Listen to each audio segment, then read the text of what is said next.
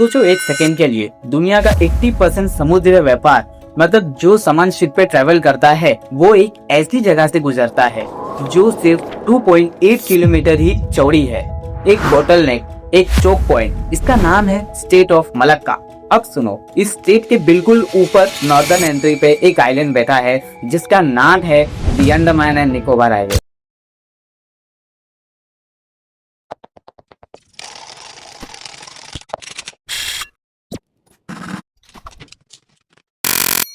India का वो हिस्सा जिसे हम इंडियंस ने डेकेड्स तक इग्नोर किया। सीधा बोलूं तो हम अपने ही वेपन भूल गए। बट अब इंडिया वहां 72,000 करोड़ खर्च कर रहा है। एक ऐसा प्रोजेक्ट बना रहा है जो चाइना को डायरेक्टली थ्रेटन करता है, इंडिया को एक रियल मरीन टाइम पावर बनाता है और क्वाड स्ट्रेटेजी का कोर पीस है। इस प्रोजेक्ट का नाम है द ग्रेट निकोबार प्रोजेक्ट। आज इस वीडियो में हम एग्जैक्टली समझेंगे कि ये प्रोजेक्ट है क्या और चाइना को ये कैसे रोकता है, और इसके साथ कुछ सीरियस कंट्रोवर्सीज भी जुड़ी हुई है जिसे हमें जानना चाहिए। तो चलो शुरू करते हैं। इस वीडियो में हम ये 5 चीजें कवर करेंगे। पहला, अंडमान एंड निकोबार की ज्योग्राफी इतनी पावरफुल क्यों है। दूसरा, ग्रेट निकोबार प्रोजेक्ट एग्जैक्टली क्या बन रहा है, जैसे कि पोर्ट, मिलिट्री बेस, एयरपोर्ट या सब कुछ। तीसरा, चाइना की स्ट्रिंग ऑफ पर्ल्स स्ट्रेटेजी और उसका जवाब। चौथा, इस आइलैंड की मिलिट्री वैल्यू, एक्सपर्ट इसे अनसिंकेबल एयरक्राफ्ट कैरियर क्यों कहते हैं। और पांचवा, एनवायरमेंट और ट्राइबल कंट्रोवर्सी जो सुप्रीम कोर्ट तक पहुंच चुकी है। ये आइलैंड इतना स्पेशल क्यों है, एक ऐसी लोकेशन जो दुनिया का ज्योग्राफी बदल सकता है। अंडमान एंड निकोबार ये 572 आइलैंड्स का एक ग्रुप है बे ऑफ बंगाल में। मोस्ट ऑफ द लोग इसको सिर्फ एक टूरिस्ट स्पॉट समझते हैं, बीच, स्कूबा डाइविंग सब ठीक है, बट ये आधी पिक्चर है। ORS की 2022 की रिपोर्ट के मुताबिक ग्रेट निकोबार आइलैंड, जो इस ग्रुप का सबसे बड़ा और सबसे सदर्न आइलैंड है, स्टेट ऑफ मलक्का के नॉर्दर्न इंटरेस्ट से सिर्फ 90 नॉटिकल माइल्स ही दूर है। अब समझते हैं ये स्टेट इतना इम्पोर्टेंट क्यों है। क्योंकि RAND कॉर्पोरेशन की स्ट्रेटेजिक असाइनमेंट के अनुसार चाइना का 60% एनर्जी इंपोर्ट इसी स्टेट से होके आता है। मतलब चाइना का तेल, गैस, रॉ मटेरियल सब कुछ। अगर ये स्टेट किसी वजह से बंद हो जाए, चाइना की इकोनॉमी डायरेक्ट कोलैप्स हो सकती है। इसी चीज को चाइनीज स्ट्रेटेजिक्स खुद मलक्का डिलेमा कहते हैं।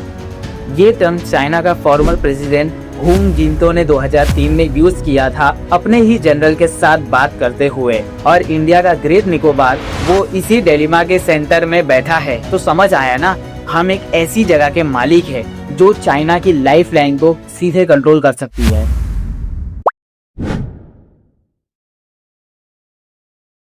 ट्वेंटी 2021 में इंडियन गवर्नमेंट ने नीति आयोग के थ्रू ग्रेट निकोबार आइलैंड के डेवलपमेंट का एक मास्टर प्लान अप्रूव किया। इस प्रोजेक्ट के 4 मेन कंपोनेंट्स है। पहला, इंटरनेशनल ट्रांसशिपमेंट पोर्ट। ये पोर्ट डायरेक्टली सिंगापुर और कोलंबो को कम्पीट करेगा।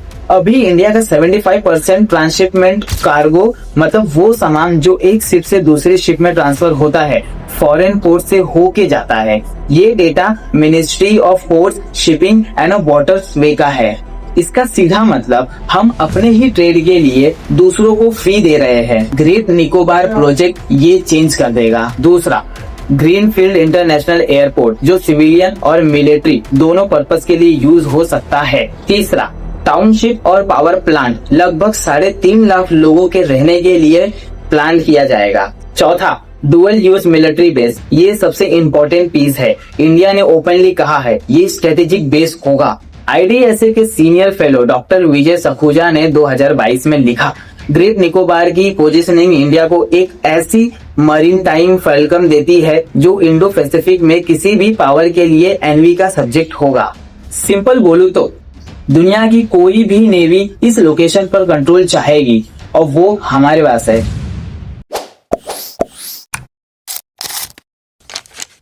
दो 2004 में एक American defence firm बूज Elon Hamilton ने एक रिपोर्ट दी जिसमें पहली बार स्ट्रिंग ऑफ पर्ल्स स्ट्रेटेजी का जिक्र था।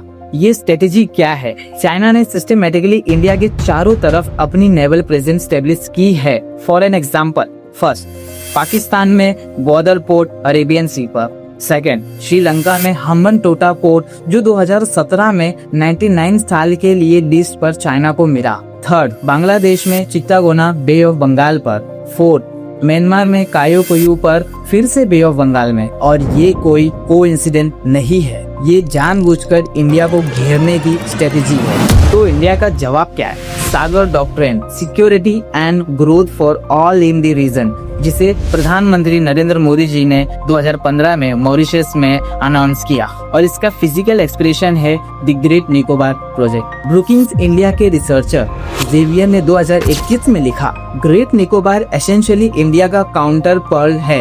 ये स्ट्रिंग ऑफ पर्ल्स को एक क्रिटिकल चोक पॉइंट्स पर काट देता है। मतलब चाइना चाहे कितना भी पर्ल्स बिछाए, उसका सारा सप्लाई चेन एक ही पॉइंट से गुजरता है, और वो पॉइंट हमारे हाथ में है। ये चेस का वो मूव है जिसमें अपोनेंट के 5 पीसेस एक साथ में खत्म हो जाते हैं।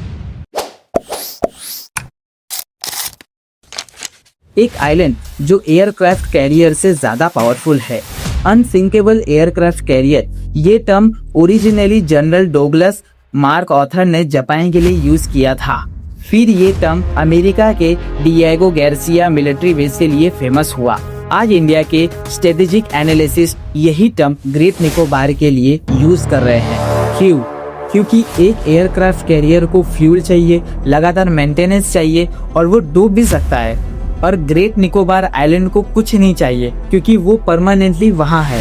केनेडी एडवोमेंट फॉर इंटरनेशनल पीस के एशली टेस्ली, जो इंडिया यूएस स्ट्रेटेजिक रिलेशनशिप के टॉप एक्सपर्ट्स में से हैं, उन्होंने 2023 में कहा, अगर इंडिया ग्रेट निकोबार को फुल्ली ऑपरेशनलाइज करता है तो ये इंडो पैसिफिक में पावर प्रोजेक्शन के टर्म्स में एक गेम चेंजिंग एसेट होगा। और इस बेस से इंडिया क्या कर सकता है? अंडमान सी को मॉनिटर करना, चाइनीज नेवी वेसल को ट्रैक करना रियल टाइम में, और पार्टनर्स जैसे जापान, अमेरिका, ऑस्ट्रेलिया के साथ कोऑर्डिनेट करना, और क्राइसिस सिचुएशन में मलक्का को डिप्लोमेटिकली लेवरेज करना।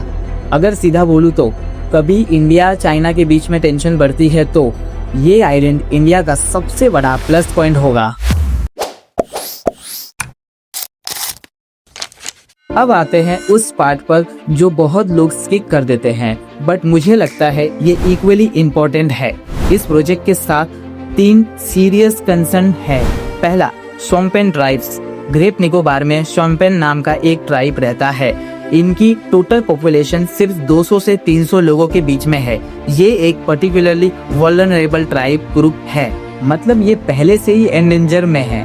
सर्वाइवर इंटरनेशनल और कई एंथ्रोपोलॉजिस्ट ने वार्न किया है, इस स्केल का डेवलपमेंट इनके एग्जिस्टेंस के लिए डायरेक्टली डेंजरस हो सकता है। दूसरा, लेदरबैक सी टर्टल्स। ये आइलैंड लेदरबैक सी टर्टल्स का है, जो दुनिया के सबसे बड़े सी टर्टल्स हैं, और ये आइलैंड का कोना ही इनका रहने की सबसे बड़ी जगह है। तीसरा, फॉरेस्ट डाइवर्जन। इस प्रोजेक्ट के लिए लगभग 130 square kilometre of tropical rain forest divert करना होगा।